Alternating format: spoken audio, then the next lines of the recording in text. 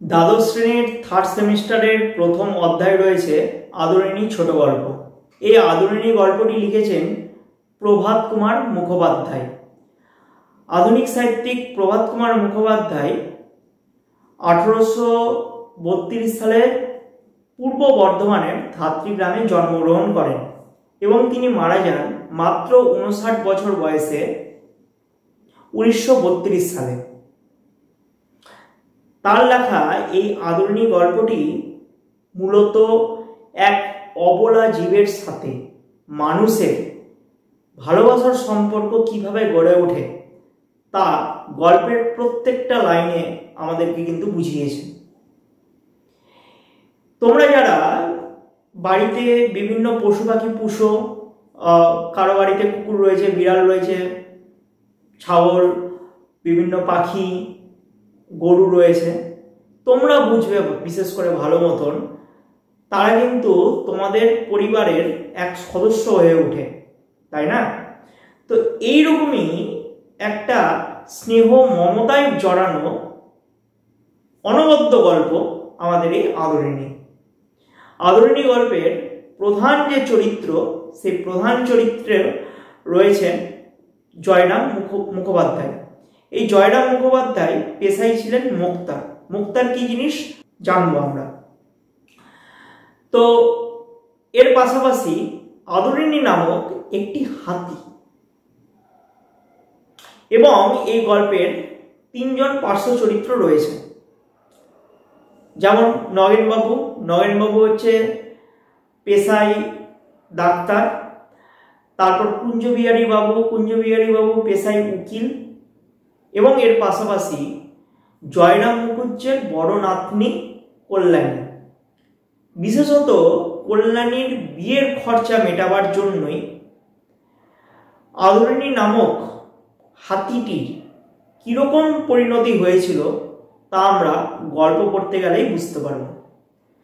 তো আমাদের এই আলোচ্য গল্পটি অর্থাৎ আদরিণী গল্পটি 1320 বঙ্গাব্দে সাহিত্য পত্রিকায় প্রথম প্রকাশিত হয়। পরবর্তীকালে গল্পাঞ্জলি নামক গল্প গ্রন্থে কিন্তু এই গল্পটি প্রকাশ পায়। তো আমাদের এই আদরিণী গল্পটি অত্যন্ত বড়, 7টি পরিচ্ছেদে বিভক্ত। আজকের এই আলোচনাতে আমি প্রথম পরিচ্ছেদ এবং দ্বিতীয় পরিচ্ছেদ নিয়ে আলোচনা করব। ইতিমধ্যে আমি আমার এই চ্যানেলে তোমাদের সিলেবাসে যে পোটরাজ গল্পটি রয়েছে শঙ্কররাও খারাটের লেখা, এই পোটরাজ গল্পটি নিয়ে কিন্তু আমি বিস্তারিত এমসিকিউ সমেত আলোচনা করে দিয়েছি। তোমরা যারা সেই ভিডিওটি দেখোনি, এই ভিডিওর ডেসক্রিপশন বক্সে লিঙ্ক দিয়ে দিচ্ছি, অথবা চ্যানেলে গিয়ে সেই ভিডিওটি দেখে নিতে পারো। তো অন্যান্য ভিডিওর মতনই কিন্তু এই ভিডিওতেও আমি পড়ানোর মাধ্যমে এমসিকিউ কোথা থেকে আসতে পারে এবং প্রত্যেকটা শব্দের অর্থ আমি কিন্তু বলে দেওয়ার চেষ্টা করব।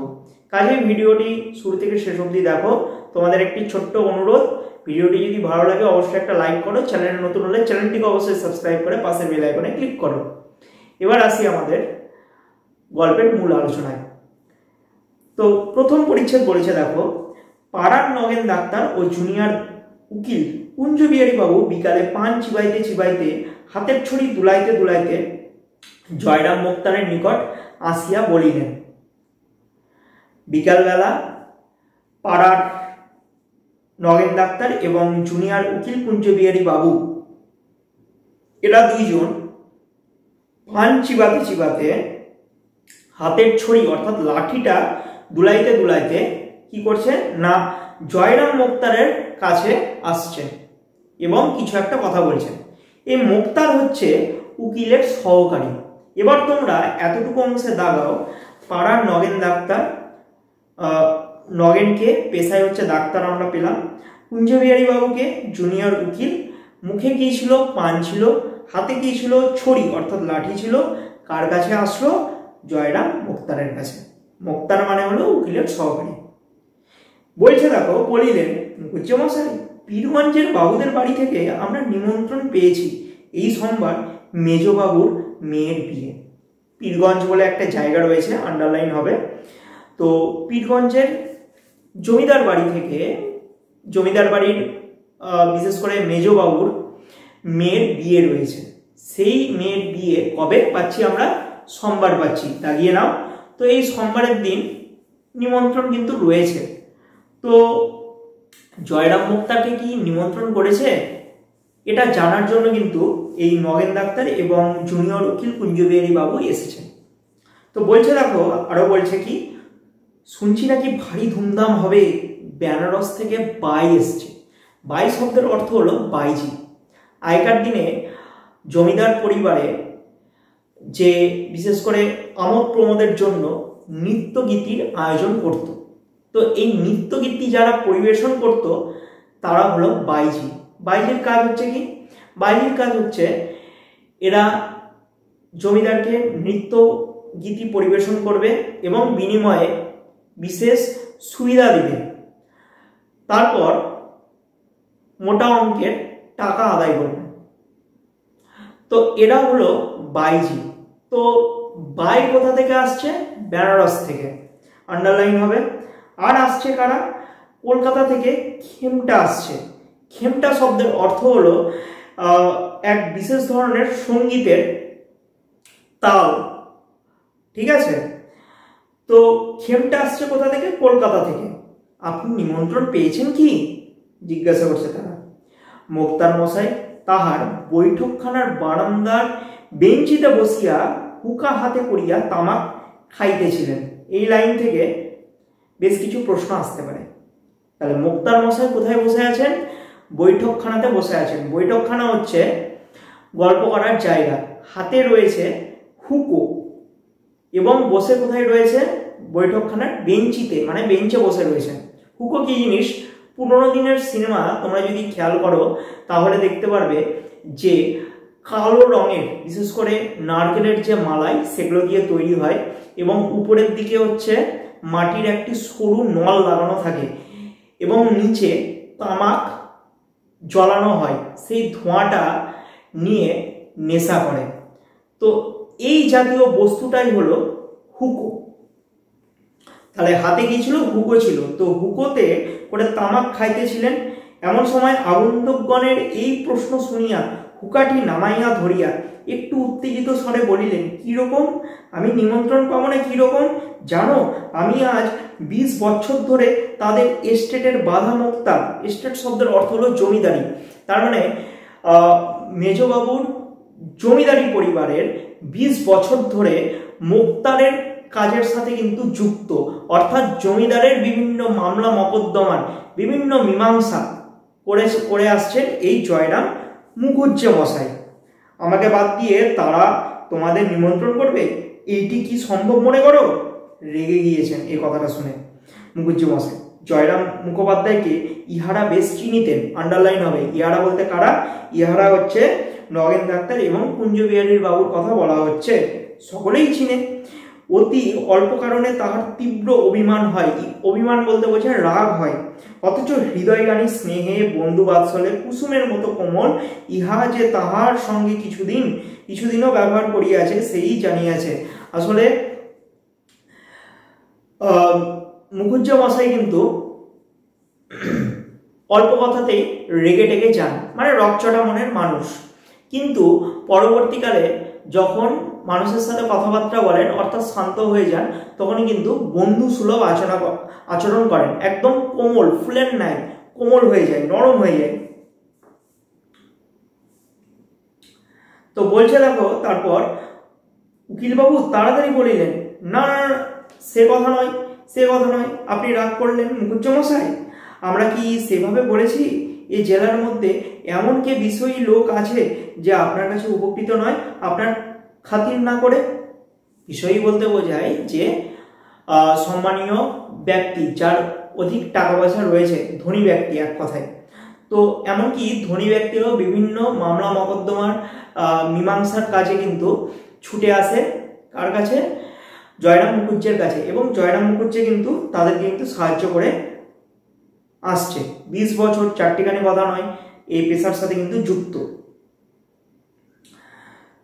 তো আমাদের জিজ্ঞাসা করবার তাৎপর্য এই ছিল যে আপনি সেদিন পীরগঞ্জে যাবেন কি? অবশেষে নগেন ডাক্তার এবং উকিল সাহেব কুঞ্জবিহারী বাবু অত্যন্ত কোমল সুরে বলছেন যে আপনি কি পীরগঞ্জে যাবেন মশাই, এই জন্যই জিজ্ঞাসা করতে আমরা এসেছি আপনার কাছে।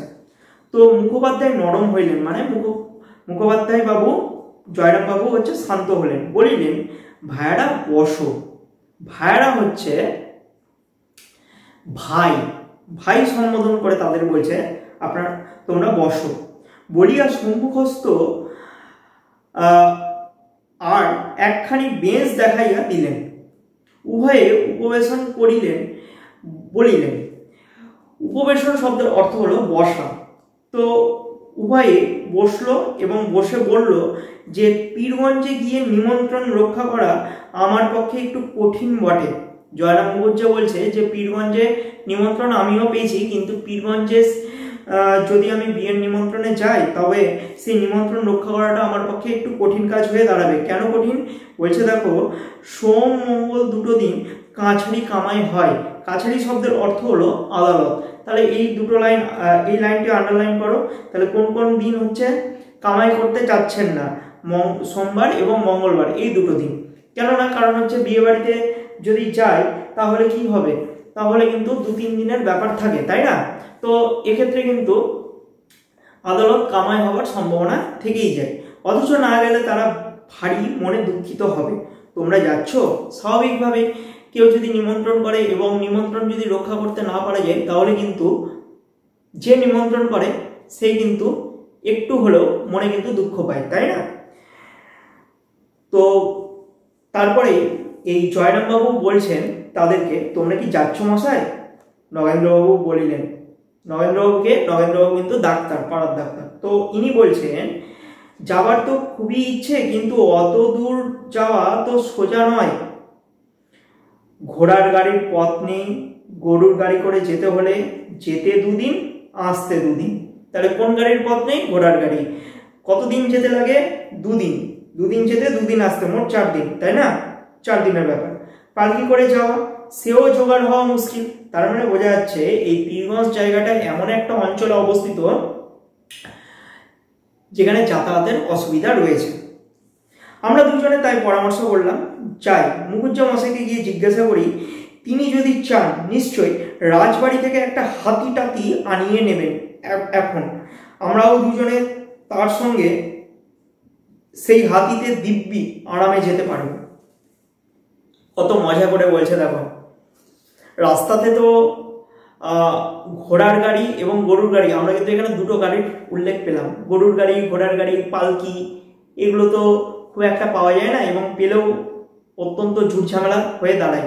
তো আমরা যদি হাতির পিঠে করে যাই কীরকম মজা হবে, তাই না? তো হাতির ব্যবস্থা যদি করা যায় তাহলে নগেন এবং কুঞ্জবিহারী এরা দুইজন ঠিক করেছে কি, এরা দুইজন মিলিতভাবে জয়রাম মুখুজ্জের কাছে এসছে হাতির কারণে, হাতির যদি ব্যবস্থা করতে পারে এই জন্য। মুক্তার মহাশয় স্মিত মুখে বলিলেন, স্মিত মুখে বলতে বোঝায় হালকা হাসি মুখে বলছে যে এই কথা, তার জন্য আর ভাবনা কি ভাই? মহারাজ নরেশচন্দ্র, মহারাজের নাম পাচ্ছে কি? নরেশচন্দ্র, আন্ডারলাইন করো। তো আমার আজকের মক্কেল নন। মক্কেল বলতে বোঝায় যে ব্যক্তি উকিলকে সাহায্য করে তাকে বলছে মক্কেল। তো বলছে কি যে রাজবাড়ির রাজা মহারাজ নরেশচন্দ্র আমার কিন্তু আজকে মক্কেল নন, মানে অনেকদিন আগে থেকেই একটা ভালো সম্পর্ক রয়েছে, এটাই বোঝাতে যাচ্ছে। ওর বাপের আমল থেকে, এই যে পরের লাইনে দেখো বলেছে, ওর বাপের আমল থেকে আমি ওদের মুক্তা। আমি কাল সকালে রাজবাড়িতে চিঠি লিখে পাঠাচ্ছি, সন্ধে নাগাদ হাতি এসে যাবে। এখন আন্ডারলাইন হবে কোন সময়ে হাতি এসে যাওয়ার কথা বলা হচ্ছে, সন্ধ্যার সময়। আমি একটা চিঠি লিখব এবং সন্ধ্যার মধ্যেই হাতি এসে রাজি হবে, ওরও কোনো ব্যাপার নয়, হাতি তোমরা পেয়ে যাবে, এরকম আশ্বাস জয়রাম মুখুজ্জে কিন্তু দিচ্ছে নগেনবাবু এবং কুঞ্জবিহারী বাবুকে। কুঞ্জবাবু তখন বলছেন, কুঞ্জবাবু বলিলেন, দেখলে হে ডাক্তার, আমি তো বলেইছিলাম, অত ভাবছো কেন? মুখুজ্জে মশাইয়ের কাছে গেলেই একটা উপায় হয়ে যাবে। তা মুখুজ্জে মশাই, আপনাকেও কিন্তু আমাদের সঙ্গে যেতে হবে, না গেলে ছাড়ছি না। তখন মুখুজ্জমশাই বলছে, যাবো বই কি ভাইয়া, আমিও যাব, তবে আমার তো বাইখামটা শোনার বয়স নেই। কার বাইখামটা শোনার বয়স নেই? মুখুজ্জমশাইয়ের। তোমরা শোনো। আমি মাথায় এক পগ্গ বেঁধে, পগ্গ বলতে বোঝায় পাগড়ি, পাগড়ি বেঁধে একটি থেলো হুকো বলতে বোঝায় বড় হুকো হাতে করে লোকজনের অভ্যর্থনা করব। তাহলে কিভাবে অভ্যর্থনা করব? মাথায় পাগড়ি আর হাতে একটা বড় হুকো থাকবে। এই অবস্থাতে এরকম সজ্জায় সজ্জিত হয়ে মুখুজ্জমশাই কিন্তু আগত অতিথিদের অভ্যর্থনা জানাবেন। কে খেলে না খেলে দেখব, তদারক করে বেড়াবো। তদারক বলতে বোঝায় দেখাশোনা করা। আর তোমরা বসে কি করবে? তোমরা বসে হচ্ছে শুনবে, পেয়ালা মুঝে ভর দে। কেমন? পেয়ালা মুঝে ভর দে। ভর দে বলতে কি বোঝায়? আমার মুখে পেয়ালা ভরে দাও। এটা একটা হচ্ছে হিন্দি শব্দ। মানে ব্যাপারটা হচ্ছে একটা ধ্রুপদী সঙ্গীতের লাইন। ধ্রুপদী সঙ্গীত একটা প্রাচীন সঙ্গীত। প্রাচীন সঙ্গীতের হচ্ছে লাইন হচ্ছে এই পেয়ালা মুঝে ভর দে। তো বলিয়া মুখোপাধ্যায় মহাশয় হাহা করিয়া হাসিতে লাগিলেন। এতক্ষণে আমরা প্রথম অধ্যায়, প্রথম পরিচ্ছেদটা শেষ করলাম। এরপরে দ্বিতীয় পরিচ্ছেদে যাব। তো প্রথম পরিচ্ছেদে আমরা কি বুঝলাম? প্রথম পরিচ্ছেদে কিন্তু বিয়ে বাড়িতে যাওয়ার একটা উদ্যোগ তিনজন নিচ্ছে। জয়রাম মুখুজ্জে, নগেনবাবু, কুঞ্জবিহারী বাবু। তো এই অনেক আলাপ আলোচনার পর আমরা দ্বিতীয় পরিচ্ছেদে পড়ব। দ্বিতীয় পরিচ্ছেদ পড়ার সময় আমরা বুঝতে পারবো যে কি ঘটনা ঘটছে। দ্বিতীয় পরিচ্ছেদে দেখো বলেছে পরদিন রবিবার, মানে এরকম হাতির বিভিন্ন খোঁজ খবর লাগাতেই ঠিক পরের দিন হয়ে গেল, মানে সেদিন আর হাতির খোঁজ পাওয়া গেল না। পরের দিন রবিবার। এদিন প্রভাতে আহ্নিক পূজাটা, আহ্নিক পূজা বলতে বোঝে প্রতিদিনের পূজা, প্রতিদিনের পূজাটা মুখুজ্জমশাই একটু ঘটা করিয়াই করিতেন। বেলা 9টার সময় পূজা সমাপন করিয়া জল যোগান্তে বৈঠকখানায় আসিয়া বসিলেন। কটার সময়? 9টার সময়। জল যোগান্তে মানে জলযোগ, অর্থাৎ সকালের খাবারের পর বৈঠকখানাতে এসে তিনি বসলেন। অনেকগুলো মক্কেল কি হলো? উপস্থিত হলো। তাহার সহিত কথাবার্তা কহিতে লাগিলেন। হঠাৎ সেই হাতির কথা মনে পড়িয়া গেল। তখন কাগজ কলম লইয়া চশমাটি পড়িয়া প্রবল প্রতাপান্বিত শ্রী মন্মহারাজ শ্রী নরেশচন্দ্র রায়চৌধুরী বাহাদুর আশ্রিত জনপ্রতিপালকেশু পাঠ লিখিয়া 2-3 দিনের জন্য একটি সুশীল ও শুভ হস্তি প্রার্থনা করিয়া পত্র লিখিলেন। তাহলে কতদিনের জন্য এই নরেশচন্দ্র রায়চৌধুরীকে, নরেশচন্দ্রের এখানে আমি পদবী পাচ্ছি কি পদবী? রায়চৌধুরী। তো নরেশচন্দ্র রায়চৌধুরী বাহাদুর মশাইকে চিঠি লিখছেন কতদিনের জন্য তার হাতির দরকার? মাত্র 2-3 দিনের জন্য কিন্তু হাতি দরকার। এই পত্রটা লিখলেন। পূর্বেও আবশ্যক হইলে তিনি কতকবার এরূপে মহারাজের হস্তি আনাইয়া লইয়াছেন। একজন ভৃত্যকে ডাকিয়া পত্রখানি লইয়া যাইতে আজ্ঞা দিয়া মুক্তার মহাশয় আবার মক্কেলগণের সহিত কথোপকথনে প্রবৃত্ত হইলেন। তার মানে আমরা বুঝতে পারলাম যে জয়রাম মুখুজ্জের এই পত্রটি তিনি প্রথমবারের জন্য লিখছেন না। এর আগেও বিভিন্ন কারণে, বিভিন্ন প্রয়োজনে হাতির জন্য কিন্তু এই নরেশচন্দ্র রায়চৌধুরীকে পত্র লিখেছেন এবং নরেশচন্দ্র রায়চৌধুরী কিন্তু বিভিন্ন সময়ে তাকে হস্তি প্রদান করে, হাতি প্রদান করে তার কিন্তু উপকার করেছেন। ঠিক আছে। তো এরপর বলেছে যে শ্রীযুক্ত জয়রাম মুখোপাধ্যায়ের বয়স এখনো 50 পার হইয়াছে। তাহলে জয়রাম মুখোপাধ্যায়ের বয়স কত? 50-এর অধিক বয়স। ঠিক আছে, 50 অর্থাৎ 50 পার হয়ে গিয়েছে। মানুষটি লম্বা ছাদের। এই লাইনগুলোর মাধ্যমে আমরা এখান থেকে জয়রাম মুখোপাধ্যায়ের যেরকম দেহের বর্ণনা পাবো, তেমনি কিন্তু বিষয় সম্পত্তির বর্ণনাও পাবো। মানুষটি কিরকম? মানুষটি হচ্ছে লম্বা ছাদের, মানে হচ্ছে লম্বা চওড়া মানুষ। রংটি আরেকটু পরিষ্কার হইলে গৌরবঙ্গ বলা যাইতে পারত। গৌরবর্ণ বলতে বোঝায় ফর্সা। ঠিক আছে। তো এই লোকটির হয়তোবা গায়ের রং আমার মতন শ্যামবর্ণ, তো হালকা একটু পরিষ্কার যদি হতো তাহলে গৌরবর্ণ হতে পারতো, একটু ফর্সা হতে পারতো। গোপগুলো মোটা মোটা মোটা কাঁচায় পাকায় মিশ্রিত, মানে বয়স হয়েছে তো 50-এর বেশি বয়স, তাই হচ্ছে কাঁচা এবং পাকার মিশ্রণে কিন্তু তার চুলদারির রংটা চলে এসছে। মাথায় সম্মুখভাগে টাক আছে, চোখ দুটো বড় বড়, ভাসা ভাসা। তাহার হৃদয়ের কমলতা যেন হৃদয় ছাপাইয়া এই চক্ষু দুইটা দিয়া উৎসাইয়া পড়িতেছে। ইহার আদিবাস যশোর জেলায়। তার মানে মুখুজ্জমশাইয়ের আদিবাস অর্থাৎ আদিবাড়ি কোথায়? বাংলাদেশের যশোর জেলাতে। এখানে যখন প্রথম মুক্তারি করিতে আসেন তখন এদিকে রেল খুলে নাই, অর্থাৎ রেল লাইন চলাচল কিন্তু সেই সময় ছিল না। যখন যশোর জেলা থেকে এই দেশে মুক্তারি কাজের জন্য আসে, পদ্মা পার হইয়া, পদ্মা নদী বাংলাদেশের নদী, পদ্মার ইলিশ বিখ্যাত, তো পদ্মা পার হইয়া কতক নৌকা পথে, কতক গরুর গাড়িতে, কতক পদব্রজে মানে পায়ে হাঁটা পথে আসিতে হইয়াছিল। যাতায়াত ব্যবস্থা কিন্তু বর্তমান সময়ের মতন উন্নত ছিল না। কোনো সময় যশোর জেলা থেকে যখন এদিকে এসেছিল মুক্তারি কর্মের জন্য, কোনো সময় তিনি পায়ে হেঁটেছেন, কোনো সময় হচ্ছে গরুর গাড়িতে চেপেছেন, বা কোনো সময় হচ্ছে পদ্মা নদীর নৌকা পার হয়েছেন, এইভাবে এসছেন অনেক কষ্ট করে। সঙ্গে কেবলমাত্র একটি ক্যাম্বিসের ব্যাগ। তার মানে কি নিয়ে এসেছিল? ক্যাম্বিসের ব্যাগ। ক্যাম্বিস হচ্ছে মোটা কাপড়ের তৈরি একটি ব্যাগ। আগেকার দিনে ব্যাগগুলো কিন্তু কাপড়ের তৈরি করা হতো। এবং একটি কি ছিল সাথে? পিতলের ঘটি ছিল। সহায় সম্পত্তি কিছুই ছিল না। মাসিক 13 সিকায় একটি বাসা ভাড়া লইয়া, তাহলে মাসে বাড়ি ভাড়া কত পেলাম আমরা? 13 সিকা। 13 সিকা, সিকা বলতে বোঝায় সিকি, এক সিকি মানে হচ্ছে 25 পয়সা, ঠিক আছে? তো বাড়ি ভাড়া কত ছিল? 13 সিকা ছিল। নিজ হাতে বাঁধিয়া খাইয়া মুক্তারি ব্যবসায় আরম্ভ করিয়া দেন। এখন সেই জয়রাম মুখোপাধ্যায় পাকা দালান কোঠা করিয়াছেন, বাগান করিয়াছেন, পুকুর কিনিয়াছেন, অনেকগুলো কোম্পানির কাগজও কিনিয়াছেন। তার মানে দালান কোঠা বলতে বোঝাচ্ছে পাকা বাড়ি।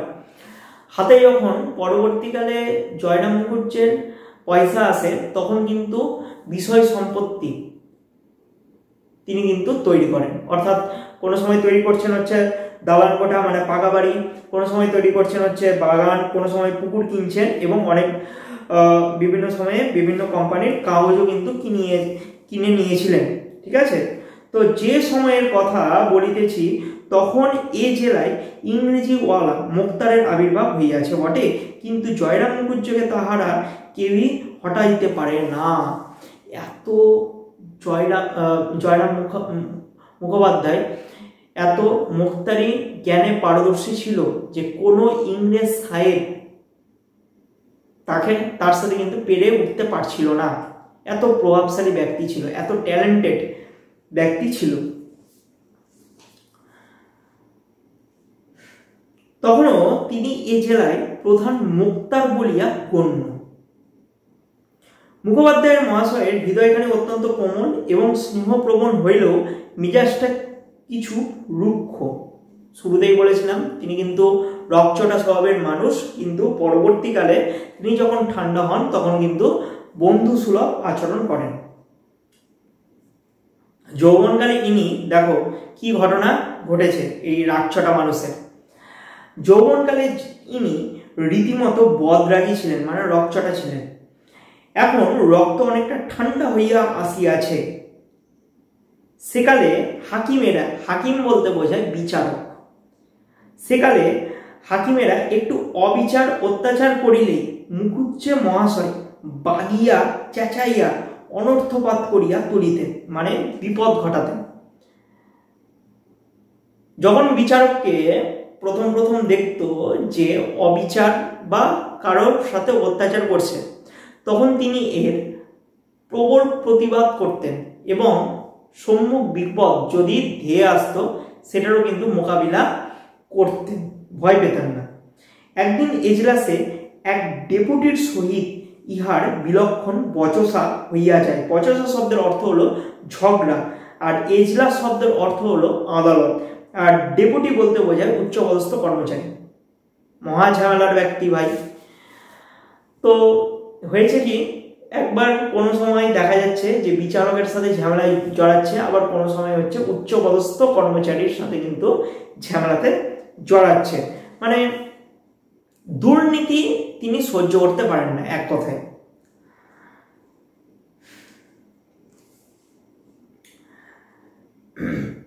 বিকালে বাড়ি আসিয়া দেখিলেন তাহার মঙ্গলা গায়ে একটি এড়ে বাছুর প্রসব করিয়াছে। এড়ে বাছুর বলতে বোঝায় ছেলে বাছুর।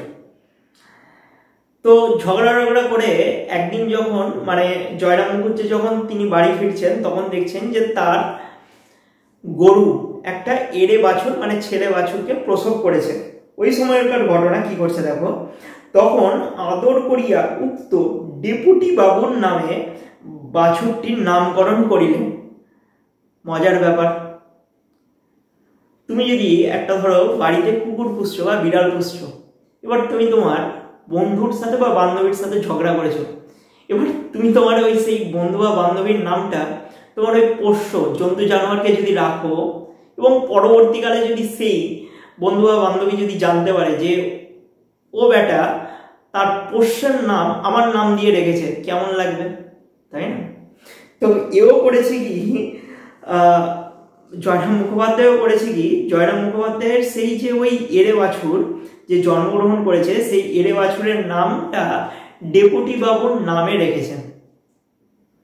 ডেপুটি বাবুর লোক পরম্পরায় মানে হচ্ছে লোকের কাছে ক্রমে এ কথা শুনিয়াছিলেন, এবং বলা বাহুল্য নিতান্ত প্রীতি লাভ করেন নাই, মানে এটা ভালো চোখে আর দেখেনি। স্বাভাবিক, ভালো চোখে কি দেখা সম্ভব?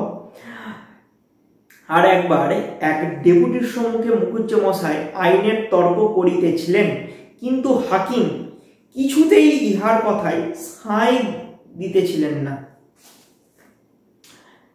আরেকটা ঘটনা ঘটেছে কি, মুখুজ্জে মশাইয়ের সাথে কোনো এক উচ্চপদস্থ কর্মচারী মানে ডেপুটি সাহেবের সাথে ঝগড়া বিবাদ লেগেছে, বা কোনো বিষয় নিয়ে হচ্ছে তর্কাতর্কি লেগেছে। সেটার পক্ষে মানে জয়রাম বাবুর পক্ষে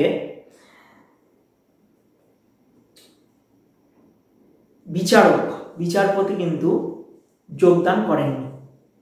সেই সময় আরেকটা ঘটনা ঘটেছে। কি হয়েছে দেখো, বলছে যে আর একবার এক ডেপুটির সম্মুখে মুখুজ্জে মশাইয়ের আইনের তর্ক করিতেছিলেন, কিন্তু হাকিম কিছুতেই ইহার কথায় সাই দিতেছিলেন না। অবশেষে রাগের মাথায় জয়রাম বলিয়া বসিলেন, আমার স্ত্রীর যতটুকু আইন জ্ঞান আছে হুজুরের তাও নাই দেখছি। কি অপমান, কি অপমান!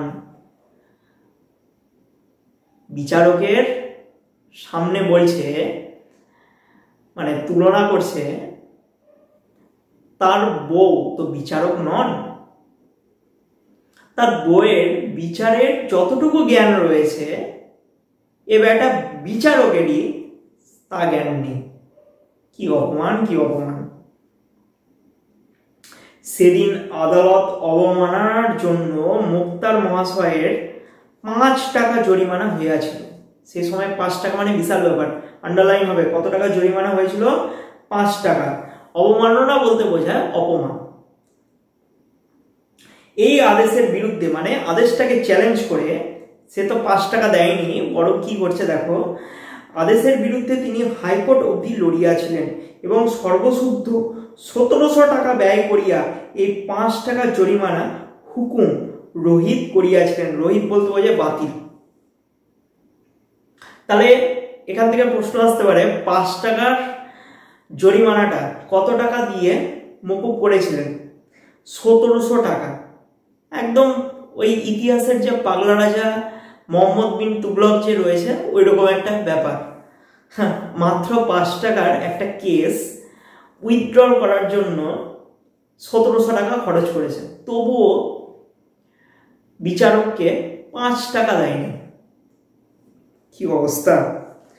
আচ্ছা, মুখোপাধ্যায় যেমন অনেক টাকা উপার্জন করিতেন, তেমনি তাহার ব্যয়ও যথেষ্ট ছিল। তিনি অকাতরে অন্নদান করিতেন।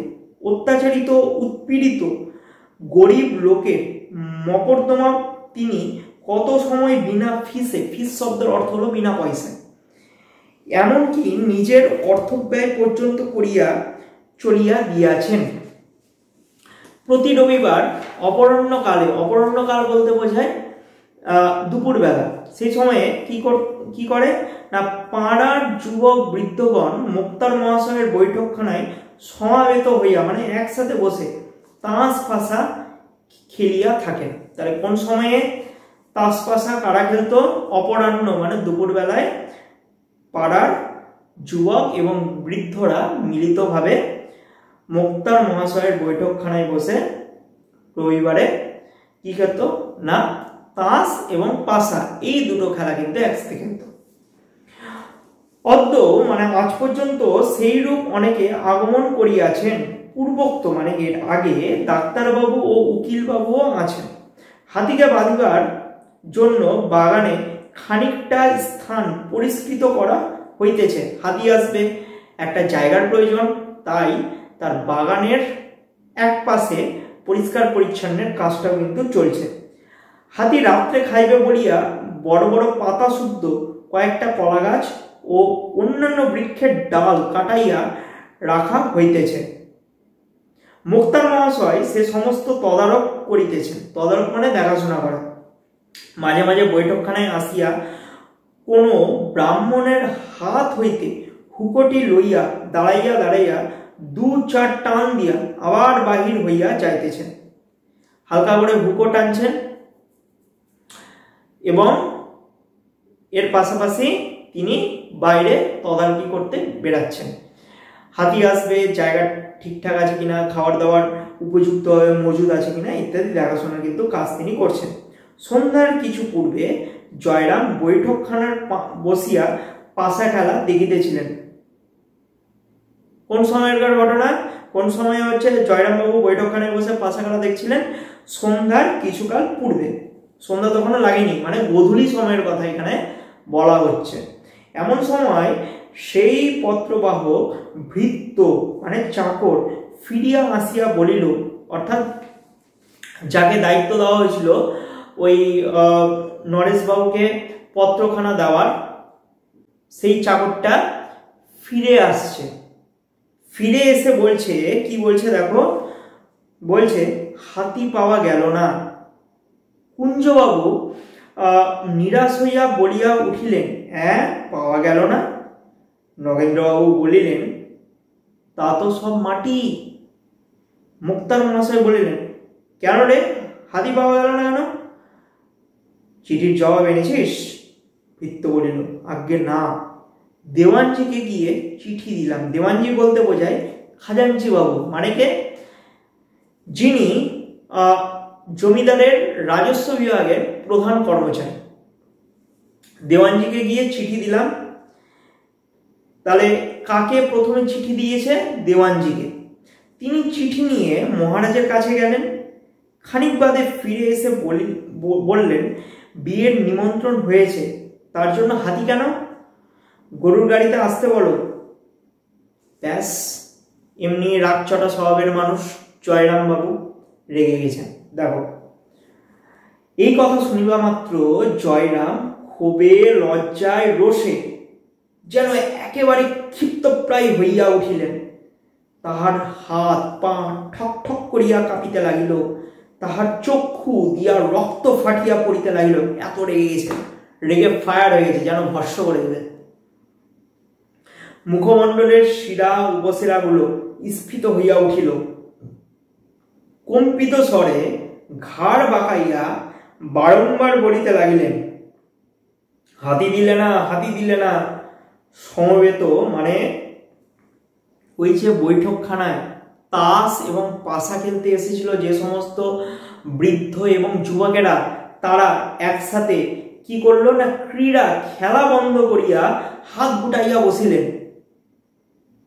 মুক্তারবাবু রেগে ফায়ার হয়ে গিয়েছে। সে সময় কি খেলতে পারে? তারা খেলতে পারে না। কেউ কেউ বলিলেন, তারা কি করবেন মুখুজ্জ মশাই? পরের জিনিস, জোর তো নয়, জোর তো নেই। একখানা ভালো দেখে গরুর গাড়ি ভাড়া করে নিয়ে রাত্রি 10টা-11টার সময় বেরিয়ে পড়ুন, ঠিক সময় পৌঁছে যাবে। ওই ইমামদি শেখ একজোড়া নতুন বলদ কিনে এনেছে। কে নতুন বলদ কিনে এনেছে? খুব দ্রুত যায়। কি দ্রুত যায়? কে কিনে এনেছে? ইমামউদ্দিন শেখ। কি কিনে এনেছে বা কে দ্রুত যায়? একজোড়া নতুন বলদ, এরা দ্রুত যায়। জয়রাম বক্তার দিকে দৃষ্টিমাত্র না করিয়া বলিলেন, মানে তার দিকে না দেখে বললেন, না, গরুর গাড়িতে চড়ে আমি যাব না। যদি হাতি চড়ে যেতে পারি তবেই যাব, নইলে এ বিবাহে আমার যাওয়াই হবে না। অনেক ঝামেলার পর আমাদের এই দ্বিতীয় পরিচ্ছেদটা শেষ হলো।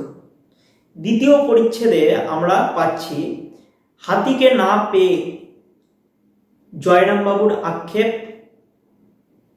এবং পাশাপাশি পাচ্ছি জয়রামবাবুর বিবরণ, এবং জয়রামবাবু যখন মোক্তার হিসাবে কাজ করছেন সেই সময়ে আদালতে বিচারক এবং ডেপুটি বাবুর সাথে কিরকম ঘটনা ঘটেছে না ঘটেছে ইত্যাদি।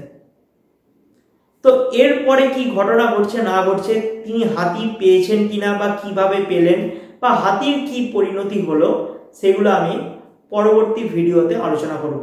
আজকে এই পর্যন্তই। ভিডিওটি কেমন লাগলো অবশ্যই মতামত জানিও, এবং ভিডিওটি যদি ভালো লাগে অবশ্যই একটা লাইক করো। চ্যানেলে নতুন হলে চ্যানেলটিকে অবশ্যই সাবস্ক্রাইব করে পাশের বেল আইকনে ক্লিক করতে একদমই ভুলো না।